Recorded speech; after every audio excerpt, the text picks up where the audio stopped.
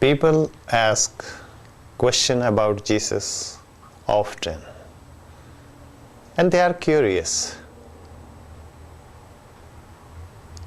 I think they are curious more to know about Jesus. In Western countries, they don't know the truth. Like I have made one video about Jesus, where Jesus was for 18 years. There were many comments on that, but I am answering you a couple of comments which is related about the Nalanda University. Yeah, I spoke a little bit differently there because university for me was like education center. And those days when Jesus was here 2000 years ago, there was a center of education in Nalanda, and Nalanda was flourished, prosperous city. So I think I misspoken there, University of Nalanda instead of City of Nalanda. City of Nalanda was the education center, and many people used to go there. It was free education, whatever I spoke in the first video. But I am correcting myself that it was City of Nalanda, not University of Nalanda.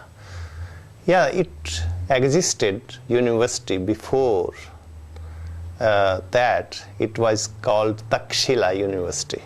Now it is in Pakistan or in Afghanistan somewhere. So this city, Nalanda city was very popular, and it was established almost 250 years before Christ, means 2250 years ago, 2250 years ago. And it was the center of business, it was the center of education. That's why Joseph sent Jesus there with the business people, but for his education. The second comment I want to tell you, that people are writing too much that he was the Son of God. Why he need education? Why he need to go to India? My friends, first of all, you have to think, even he was Son of God, he has to behave like human being. He was in human body. And he needs education, he needs languages, he needs to be well versed. So his father Joseph did the right thing. And he was born close to India, not close to America. That is sure. He can travel to India because if there was an education center, why not to go there? And that's what Joseph did the right thing. And he became well versed. That's what he started teaching, the concept of love. Love means feel oneness with every living being. That is the wider concept. Don't make it very narrow concept or very small concept. The concept of love is very, very big. It is like a non-violence. That's what he learned. And maybe he tried to translate non-violence, concept of non-violence into Hebrew language or Aramaic language, I think. And that's what he couldn't find the word about non-violence. Gandhi was right to use the word. Instead of non-violence, he used the word ahimsa. Jesus could have used word too, the same word, ahimsa, whatever he learned. But it didn't occur to him that time. But anyway, somehow, he started. He was a revolutionary human being. And whatever he learned, in the Old Testament, he tried to amend everything because it was not for human being. It doesn't seem right. Tit for tat, it doesn't seem right. an eye for an eye didn't seem right to him. So he has to amend, and he did. It was revolutionary teaching when he came back via Tibet.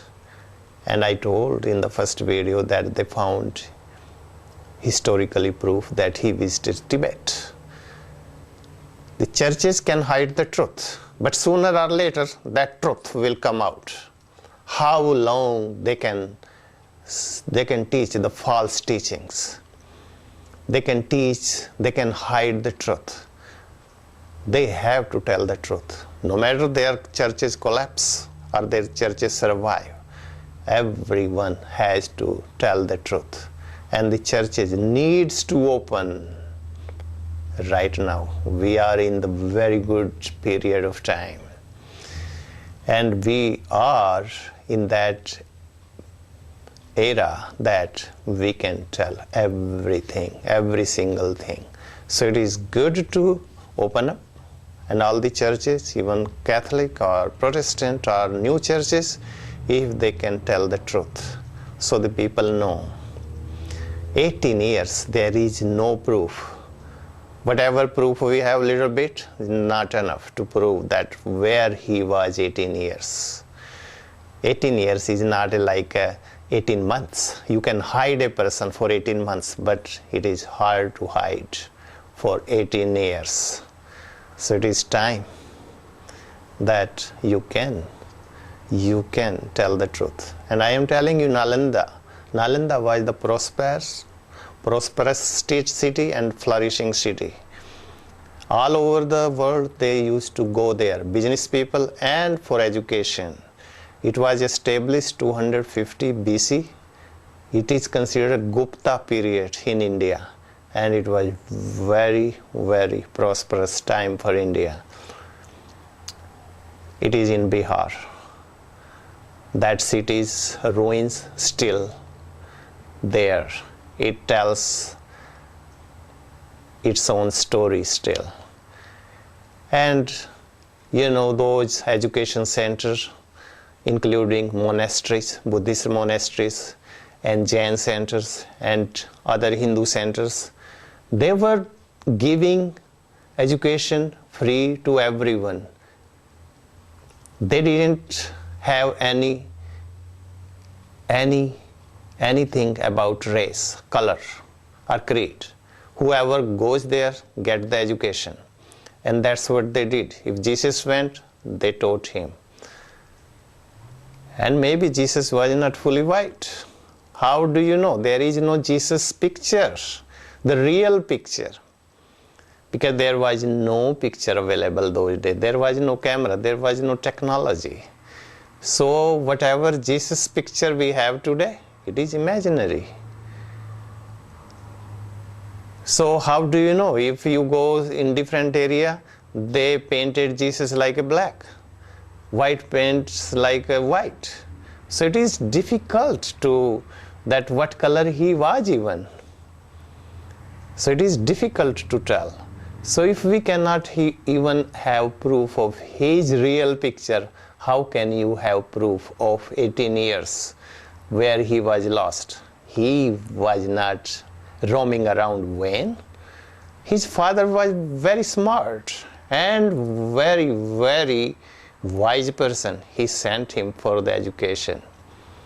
And he got the education. Jesus was really revolutionary. And he created revolution in the society where they needed more. Romans were pissed off. Pagans were pissed off. But he was the bravest person.